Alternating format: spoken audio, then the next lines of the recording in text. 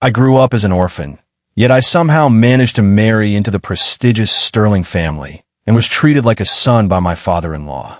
In my previous life, I sacrificed my entire existence and eventually my life just to earn a shred of that affection. Now that I have been reborn, I choose to ignore the hollow gestures of those around me and focus entirely on starting over with Ava. I have sworn to make up for everything I owed her 10 times over, and I will not waste this second chance by humoring toxic people. My wife and I both ended up being reborn, waking up on the very morning of our wedding, right in front of all our friends and family. She didn't hesitate for a second before throwing herself into another man's arms and running away with him. I was left standing there all alone in the middle of the stage, completely stunned and humiliated. Years later, she had transformed into the prima ballerina of a world-renowned dance company. She returned to New York on that man's arm, looking radiant and successful, just so she could mock me to my face. "James, do you see me now? I have reached heights that a man like you could never even dream of touching." I didn't even bother to argue. I simply turned away and wrapped my arm around the woman standing next to me, the sole heiress to one of the wealthiest families in the world. She also happened to be an internationally acclaimed dance instructor, and we walked away without giving my ex a second glance. She was left standing there in the dust, screaming at the top of her lungs like a madwoman. "You bitch, let go of him. James is my husband." On the day of my engagement party to Ava, my wife from my previous life, Laura Bennett, suddenly showed up, and right there by her side was Ethan Crawford, the same man she had run away with all those years ago. Ava was still upstairs finishing her hair and makeup, so I headed down to the lobby to greet our old college friends as they arrived. Well, look who it is. If it isn't the campus heartthrob himself, James Miller. Before I could even get close, I heard a group of people snickering and tossing out insults. "He is nothing but a pathetic pest." I heard that as soon as Laura landed back in the States. He came running like a lost puppy. The smile on my face vanished the moment I heard those words. Laura was back? When did that happen? I looked toward the voice and saw a woman who looked nothing like the girl I used to know. The girl who once wore simple clothes and barely any makeup was gone. Her features were perfectly sculpted, and her designer gown was blindingly expensive. She carried herself with an air of insufferable arrogance. She looked like a queen looking down on her lowly subjects. "Miller, the star of our campus, it has been a long time." Laura smirked as she tightened her grip on Ethan's arm and spoke with a honeyed, fake tone. "How has life been treating you?" "Not great, I assume. Why else would you come rushing here the moment you heard I was back in town?" Even after all this time, she was still the same arrogant woman she had always been. It is a shame, really. Ethan and I are doing wonderfully, so don't think for a second that you have a chance with me. As soon as she finished speaking, Ethan pulled her closer with a smug grin on his face. "You know, James, I really should thank you. If you hadn't been so obsessed with her back then, I might never have realized how much I truly love her. I really do owe you one, buddy." Whatever complicated feelings I might have had for Laura died the moment she walked out on our wedding day. Any lingering affection had long since turned to dust. Watching the two of them perform this little skit together, I just gave a slight nod. I offered a polite, empty greeting, wanting nothing to do with them. Today was supposed to be about my future with Ava, and I had no intention of wasting a single second on people like them. I didn't realize that my silence would only make them even more aggressive. "Who do you think you are, acting all superior?" Ethan's expression soured the moment he saw my lack of interest. One of his little friends stepped forward and grabbed my arm roughly. "Hey James, he's talking to you. Are you deaf or just stupid?" He had a death grip on my sleeve, pinning me in place. I stared them down, forcing myself to keep my temper in check. This is supposed to be a celebration, and I would prefer not to cause a scene. If you're actually here to celebrate the engagement, then you are welcome to stay. But if you are just here to start trouble, I'm going to have to ask you to leave right now. The coldness in my voice caught them off guard for a moment. Once they recovered, their faces flushed with anger and embarrassment. "Who do you think you are? You probably had to beg just to get through the door, and now you're acting like you own the place. The Sterling family is in a completely different league. A nobody like you doesn't even belong in a room like this." I checked my watch. The ceremony was about to begin. I didn't have time for this nonsense, so I said firmly, "Let go of me." "Oh, look at that. Did we hurt your little feelings?" Laura stepped forward, still clinging to Ethan's arm, her face twisted in a sneer. "James, look, I'm not trying to be cruel, but the reason I left you for Ethan was that I couldn't stand how weak and pathetic you were. I know you were obsessed with me, but you were never on my level. It would be so embarrassing if security had to drag you out of here in front of everyone. Do yourself a favor and leave now while you still have some dignity left." As she spoke, she used her bright red manicured finger to poke me in the chest repeatedly. Then, she wiped her finger on her dress with a look of pure disgust, as if she had just touched something filthy. Watching her act like this, I found the whole situation more ridiculous than hurtful. "Laura, you were the one who ran away on our wedding day with another man. The fact that you're bragging about that now is pathetic. Do you really have no sense of shame?" The smirk on Laura's face vanished instantly. Ethan stepped in front of her, trying to look like her big, brave protector. Before he could say a word, I turned my gaze to him. "And as for you, the man who was happy to be the homewrecker, aren't you embarrassed to be seen in public? How thick-skinned do you have to be to show your faces here?" Both Laura and Ethan looked like they had just swallowed something bitter. I didn't want to make a scene, but they kept pushing me and were going to ruin the schedule for Ava's big night.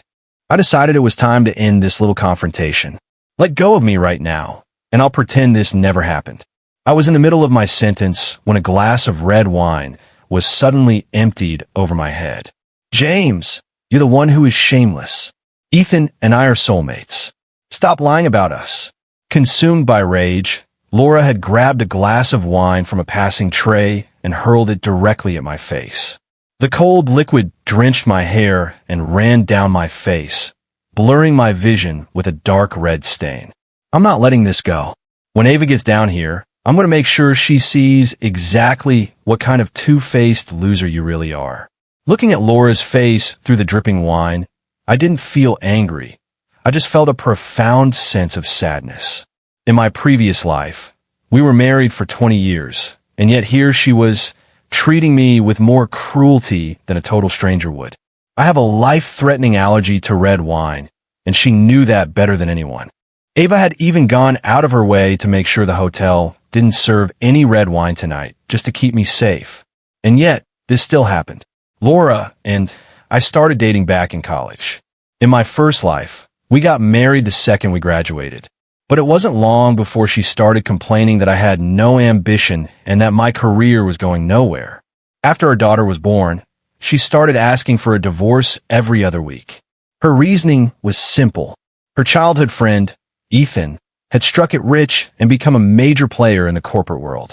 Meanwhile, I was still just a regular office worker, even years after graduation. "James, choosing you over Ethan was the single biggest mistake of my life. We spent those years in a constant state of war, fighting almost every single day. She was obsessed with Ethan, and whenever she looked at our daughter, her eyes were filled with nothing but resentment. You're just like your father. Both of you are going to end up with nothing." Her cruel words were enough to send our poor toddler into fits of uncontrollable sobbing. Her parents eventually couldn't take it anymore and tried to step in. During the argument, Laura lashed out and pushed them. They both tumbled down the stairs. Her father didn't survive, and her mother was left paralyzed. Instead of taking responsibility, Laura bought a one-way ticket to run to Ethan, but she died in a car crash on her way to the airport. After that, we were all reborn. I woke up and found myself right back at the altar on our wedding day. I was an orphan with no family to call my own, and in this new life, my daughter was the only thing I truly cared about. She was so little. What would happen to her if I wasn't there to protect her? Before I could even process what was happening, Laura, who had also been reborn, grabbed the microphone from the officiant. She gave a dramatic speech about finding her true love and then threw herself at Ethan like a moth to a flame. I was left standing there once again, with the entire room staring at me with pity and derision. My chest felt like it was being crushed by a weight, and every breath was becoming a struggle. Hey, what's with the act? Are you pretending to be sick now? Do you think acting like a victim is going to let you stay here? You're dreaming. I want to make sure everyone here knows exactly what kind of person you are. Ethan let go of Laura and strutted into the center of the room. He shouted for everyone to hear. "Hey, everyone, take a look at this pathetic loser. He's trying to sneak into the Sterling family gala. God knows what he's planning to steal. Our golden boy James over here has a pretty face, so he's probably just here to find himself a sugar mommy. Why work for 20 years when you can just sell yourself to the highest bidder?" As they laughed, a crowd began to gather around us.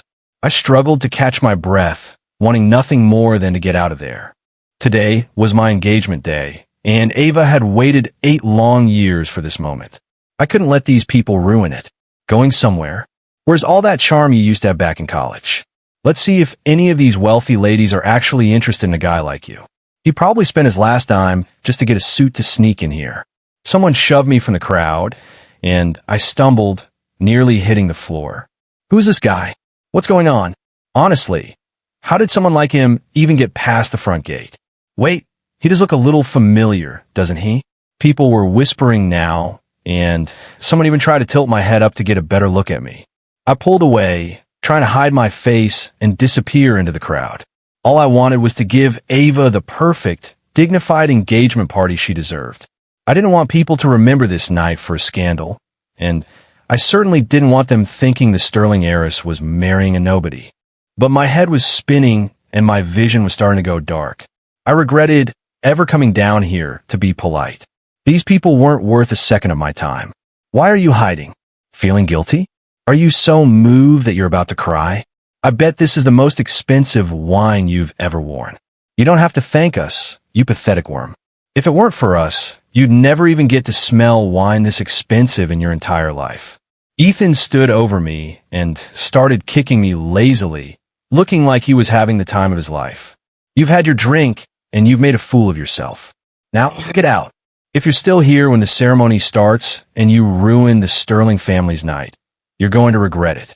Laura stood there looking down at me with an air of elegance, as if I were nothing more than a crushed bug on the sidewalk. I'm so lucky I got away from you.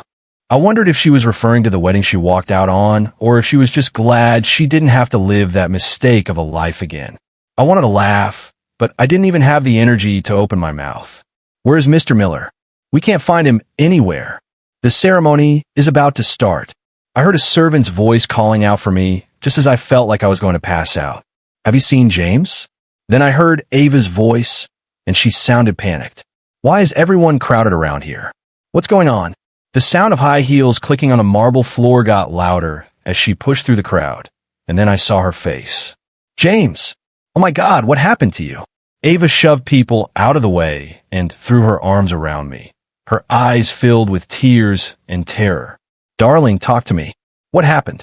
Please, you're scaring me. The moment she spoke, Ethan and Laura's faces turned pale. Laura took a shaky step forward, a fake smile plastered on her face. Miss Sterling, surely there is some mistake. He couldn't possibly be your husband. He is just... Ava's gaze cut her off like a knife, her eyes cold and dangerous. I know exactly who you are, Laura Bennett. Laura looked almost relieved for a second, thinking she had some kind of in with Ava, but before she could even smile, Ava's voice turned like ice. I don't recall the Sterling family sending you an invitation. How did you even get in here? Laura started to stammer, but Ava wasn't finished. We will deal with you later. But let me be clear, if anything happens to my husband tonight, every single person in this room will answer for it. Especially you two, Ethan and Laura. Ethan and Laura were visibly trembling now, cold sweat breaking out on their brows. Miss Sterling, this is just a misunderstanding. We didn't know anything. The people who were just laughing a moment ago started trying to make excuses, desperate to distance themselves from the situation. Ava's security team moved in instantly, pushing the crowd back and clearing the area. Miss, the doctor is here. The staff helped me into a nearby private lounge and laid me down on the sofa. Doctor, how is he? Once the room was clear of strangers, Ava's tough exterior finally crumbled. Her eyes were red, and her entire body was shaking with fear. Don't worry, Miss Sterling. Mr. Miller is having an acute allergic reaction to the wine, but we have it under control. However, if you had been even a few minutes later, the consequences could have been fatal. The doctor continued to treat me, while giving instructions to the staff. As the medication kicked in, the fog in my head began to lift. Ava's nose was red from crying, and she collapsed into my arms. "Oh, James, are you okay? Are you in pain? You scare me so much." She clung to me as if she were afraid I would disappear, her voice thick with tears. My heart melted seeing her so upset. "It's okay, honey. I'm right here. I'm Euphina." I pushed myself up and pulled her close, stroking her hair to calm her down. "James, what happened? You were just supposed to go down and say hello to everyone. How'd it get so out of hand?" I looked at Ava's furious face and gave her a grim smile before explaining everything that had happened. "That is unacceptable. They have gone way too far this time, and I'm going to make sure they pay for this." Ava's fists were clenched, and she looked ready to kill someone. I grabbed her hand before she could storm out. "Ava, wait. We can't just go out there and attack them. I don't want people saying the Sterling family is using their power to bully guests." Ava stopped, but she still looked like she was about to explode. "They were the ones bullying you. They almost killed you, and they've ruined our night. Why should I let them get away with it?" I pulled her back into a hug to soothe her, but my eyes were cold with a hidden anger she couldn't see. What matters now is finding out where that wine came from. I thought we made it clear that there was to be no red wine at this party. I walked back into the ballroom with Ava by my side.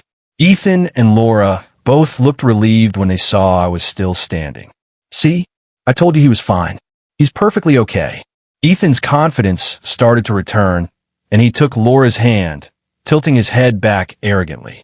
"James, since you're fine, don't you think it's time everyone just went back to their business?" I helped Ava in her seat at the head table and said calmly, "Scatter? Not quite yet.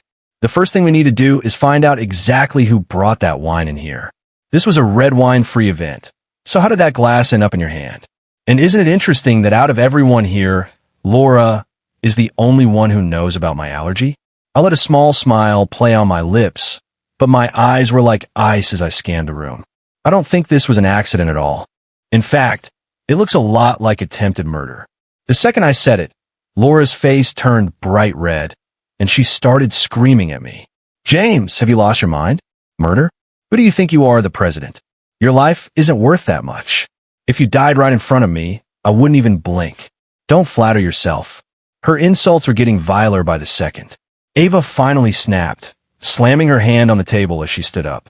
"Who the hell do you think you are, talking to my husband like that? Laura, were you raised in a gutter?"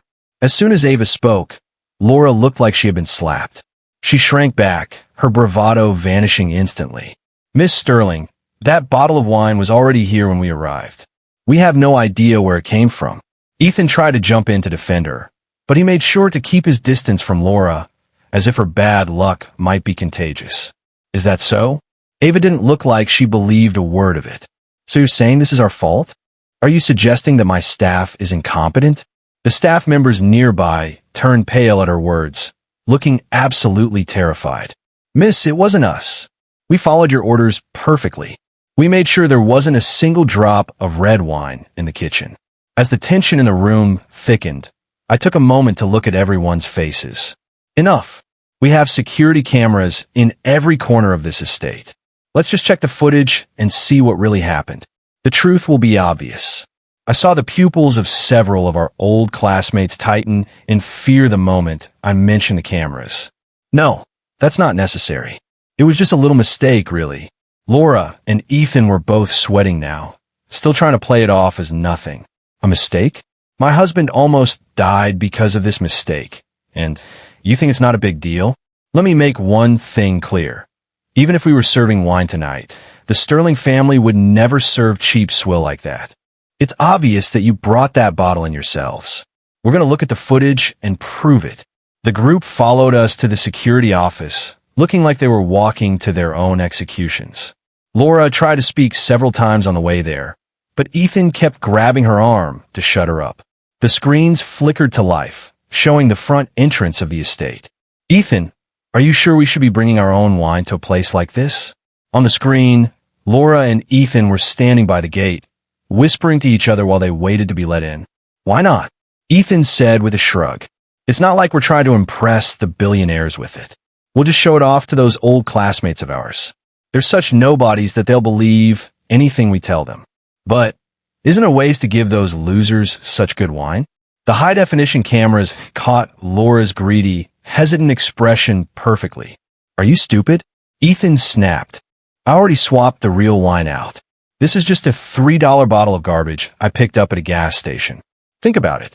For $3, we get to act like we have amazing taste. It's a steal. Laura still looked unsure, so Ethan leaned in closer. Besides, everyone from college is going to be here. If James shows up, don't you want to rub it in his face and show him what he's missing? You're doing so much better than he is now. That was all it took. Laura's hesitation vanished, replaced by a look of cold determination. Then, the footage switched to the ballroom, showing the entire confrontation in painful detail. Ava's face grew colder and colder as she watched the video. The room was deathly silent, the tension thick enough to cut. Ethan was shaking now, reaching out to grab my arm. James! Mr. Miller, please just let this go. It was just a joke. Nobody really got hurt, right? I looked at their pathetic faces and then turned my attention to Laura, who was standing there like a statue. All of her arrogance was gone, and she looked like someone had just sucked the life out of her. She couldn't even look me in the eye. Her gaze was fixed on the floor, her face full of shame. I let out a sharp, cold laugh. No danger? The doctor told me that the only reason I'm still alive is that the wine you brought was such cheap garbage that it didn't even have enough real grapes to trigger a full reaction. Everyone in the room immediately thought back to Ethan's bragging on the tape. Hey, didn't you say that was some top-shelf imported wine that money couldn't even buy? Weren't you trying to show off? And it turns out it was just $3 trash? You were really trying to play us for fools, weren't you? The same people who were laughing with Ethan a minute ago suddenly turned on him, their faces full of disgust. Honestly, if you want to bring cheap wine to a private party, that's your business. But bringing this junk to a sterling event is just embarrassing. We're embarrassed for you. The room was filled with the sound of people shouting at them. Ethan's face was beet red as he listened to the insults flying from every direction. He stammered, unable to find a single word to defend himself. Then his eyes landed on Ava and me holding hands, and he seemed to have a sudden, desperate idea. James, Ava, you two really should be thanking me. He straightened his back and gave us a smug look. If I hadn't taken Laura off your hands, you two never would have found each other. I'm basically the reason you're getting married. Ava and I were both so stunned by his sheer audacity that we couldn't even speak for a moment. Even Laura looked appalled. Her face turned red with rage as she screamed, Ethan, what the hell are you saying? She swung her designer bag at him, but Ethan just shoved her aside, and she sprawled onto the floor. I worked my ass off to get you that bag and that dress, and you're going to use them to hit me? If you ruin them and I can't return them, I'm out 3 times what I paid. You can't afford that.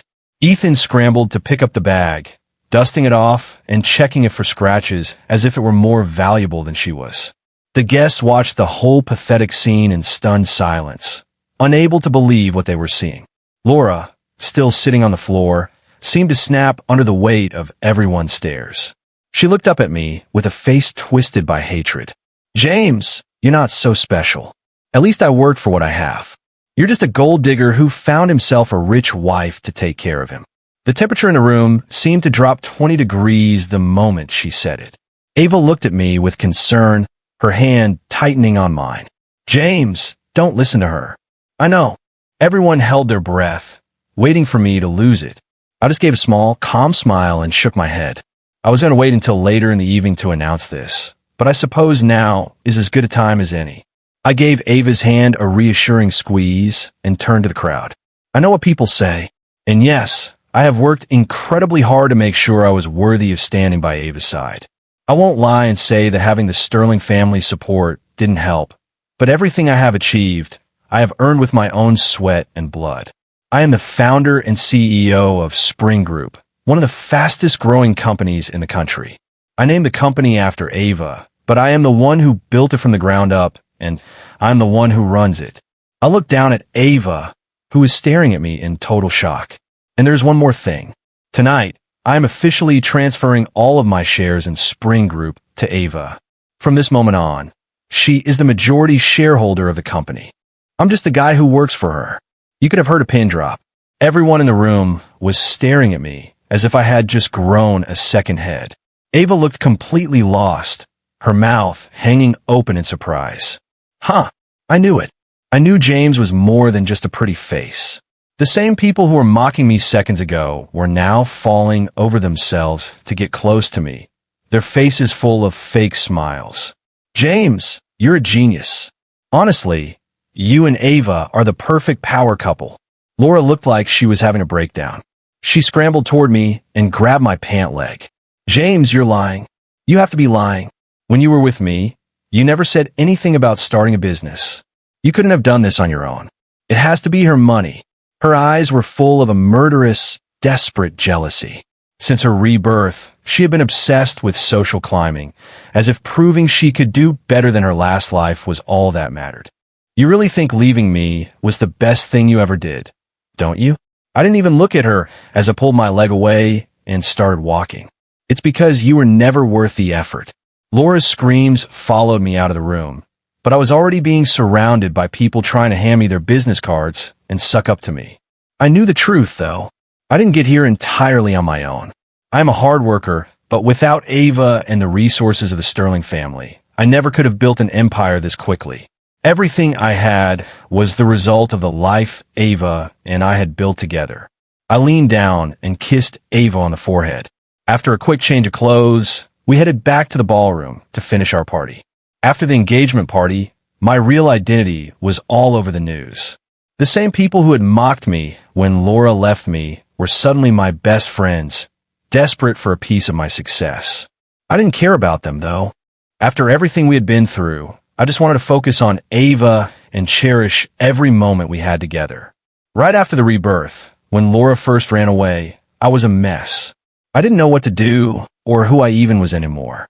It was Ava who came to me, her face red with embarrassment, and said, "James, if you'll have me, I'll stand at the altar with you." She told me then how long she had loved me, her words clumsy but full of heart.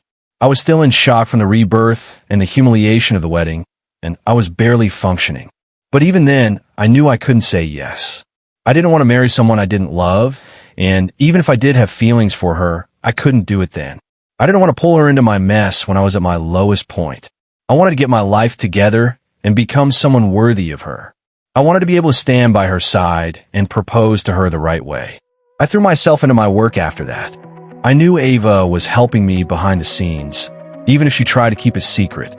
I had to laugh. In a city as competitive as New York, I never would have made it this far without the Sterling family's influence. But in the end, everything worked out exactly the way it was supposed to. Honey, I'm home. After the engagement, Ava and I finally moved into our new place together. One night, she came home smelling like she'd had a few too many drinks. "Have you been drinking?" I rushed over to catch her as she stumbled through the door. "James, you're such a jerk." I couldn't help but laugh at her adorable, drunken rambling. A jerk? What did I do wrong this time? Do you still love your ex-wife? Ava looked at me with such sadness and insecurity in her eyes that it broke my heart. I laughed and pulled her close. Of course not. She's ancient history. Over the years, whenever Ava had a little too much to drink, she'd ask me the same thing. She was always afraid I still had feelings for Laura. I knew that was her biggest fear, and I knew I had to do more to make her feel safe. So I told her every single day, and I showed her through my actions that she was the only woman in the world for me. It was my fault she felt that way, but I had the rest of our lives to prove to her just how much I loved her. My name is Ava Sterling, and I'm James's fiancée. Actually, I can finally say it now. I'm James Miller's wife, because today was our wedding day. James and I go all the way back to our college days. He was 2 years ahead of me. By the time I realized I was in love with him, he was already dating Laura. I could see how much he loved her, so I did the only thing I could do. I stayed in the background and wished them the best. Growing up as a Sterling, I had too much pride to ever try and steal someone else's man. I just watched them from afar, pretending I didn't care while my heart was breaking. When I heard they were getting married, I spent the whole night crying in my room. I told myself to just let him go. I'd go to the wedding, see him one last time, and then move on with my life. But then the unthinkable happened. Laura walked out on him right in the middle of the ceremony.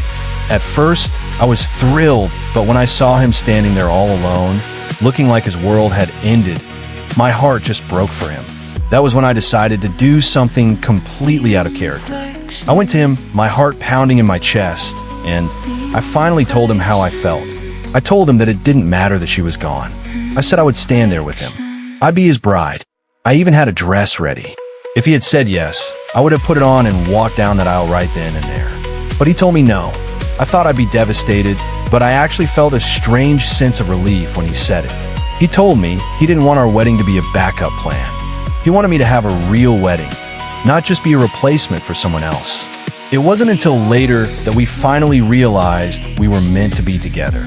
We've been through so much together. We had to deal with so many rumors and so much doubt, but we finally made it to our engagement. A few days before the party, I found out Laura was back. I tried everything I could to keep it from James because I didn't want anything to ruin our night. I never thought she'd actually have the nerve to show up and cause a scene like that. When I saw him on the floor, covered in wine and looking so defeated, I felt like someone had punched me in the chest. In that moment, I didn't care about Laura or his past. I just wanted him to be okay. I just wanted him to be safe. Thank God it wasn't as bad as it looked. We were able to finish the ceremony, and I finally got to be his wife. But I still had this nagging feeling in the back of my mind. And then one day, Laura actually came to see me. She told me all this crazy stuff about how they were soulmates and how they had been married in another life and had a daughter together. She told me that James had never stopped loving her. I'm not going to lie, it hurt to hear her say those things. But at the end of the day, it doesn't matter. I'm the one who is with him now. I'm the one he wakes up to every morning. I'm the one he loves. I didn't say a word. I just picked up my cup of hot coffee and threw it right in her face. It felt good to give her a taste of her own medicine after what she did to James. As I walked away, she was screaming like a lunatic, calling me every name in the book and claiming James was hers. I just had to laugh at her. Your husband? Are you really sure about that? Because from where I'm standing, he doesn't want anything to do with you. In her previous life, Laura Bennett walked out on her own wedding. After waking up in this new life, she was delusional enough to think he would still come crawling back to him. But that door had been locked and bolted a long time ago. The ultimate irony wasn't that she picked the wrong man, but that she actually believed he would wait for her forever. Ava didn't win because she was the first one there. She won because she was the only one who never left.